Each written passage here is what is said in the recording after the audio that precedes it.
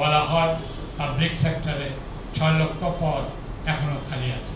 আমার খুব মনটা খারাপ হয়। এই 6 লক্ষ পদ পূরণ হলেও তো অনেক 6 লক্ষ পরিবার চাকরি বাকরিতে আয় রোজগার হতে পারে। যেটা বলছিলাম, হ্যাঁ, একটা ব্যাংকিং সংস্কার কমিশন পাওয়া দরকার। কিন্তু আপনাকে এও বলি, যদি শক্তিশালী বাংলাদেশ ব্যাংক থাকে, দক্ষ অর্থ মন্ত্রণালয় থাকে, তাহলে ব্যাংকিং কমিশনের কোনো দরকার পড়ে। কাজে আপনারা পক্ষে বিপক্ষে কথাবার্তা বলে দেখতে পারেন। আরেকটা কথা আপনারা বলেছেন যে ওই বলছেন যে ওই ব্যাংক একীভূত করেন বিষয়টা সম্পর্কে কিছু বলতে পারছি। এইটা সারা পৃথিবীতে একটা বহুল আলোচিত বিষয়।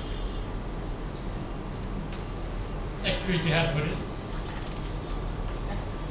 80 দশক বিসিসিআই সাংঘাতিক নাম করা ব্যাংক সারা পৃথিবীতে, ব্যাংকটা বন্ধ হয়ে গেল। আগা হাসিনা বইটার মধ্যে সুপারিশ আছে, আমার বইয়ের একটা কপি আপনাদের লাইব্রেরিতে থাকবে। আপনারা যারা ভালো মনে করবেন বইটা পড়ে দেখবেন। আমার অনেক সুপারিশ একদম বাস্তবধর্মী সুপারিশ, সরকার ইচ্ছা করলে বিবেচনা করে দেখতে পারি। আমরা বলেছি যে সর্বপ্রথম যে কাজটি করা দরকার সেটা হলো আমানতের বীমা। এখন এটাকে 1 কোটি টাকা করা দরকার। তাহলেই কিন্তু আমানতকারীরা অনেক ভরসা পাবে, তারা টাকা পয়সা ঘরে না রাখা ব্যাংকে রাখে। আরেকটা সুপারিশ আমি করি, 3 থেকে 6 মাসের জন্য এখন ব্যাংকের আমানত রাখাতে সমস্ত প্রতিবন্ধকতা দূর করে দেওয়া দরকার। এখন কিন্তু ব্যাংকে টাকা আসা দরকার, অনেক প্রতিবন্ধকতা আছে, আপনারা জানেন। এটা দূর করে ব্যাংকে আমানত আসতে দেওয়া উচিত।